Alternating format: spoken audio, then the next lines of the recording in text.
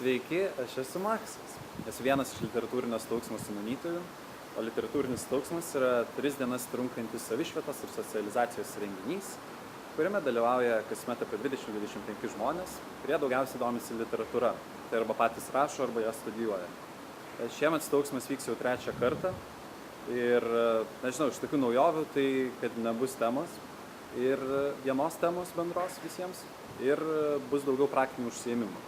Tai tie, kas atvažiuos, patys skaitys arba išgirs kitų skaitomus pranešimus, dalyvaus visokiose dirbtuvėse ir panašiai. Staugsmas specifika yra ta, kad visi viską daro vieni kitiems arba bendrai. Tai suvažiuoja iš esmės bendraamžiai, kurie vieni kitiems pasakoja apie tai, kuo domisi. Ir taip pat, tarkim, kartu gaminamas maistas, nešiojamas vanduo iš šulinio ir panašiai.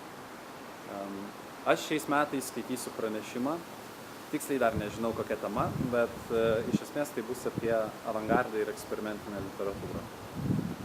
Tai kol kas tiek, atvažiuokit.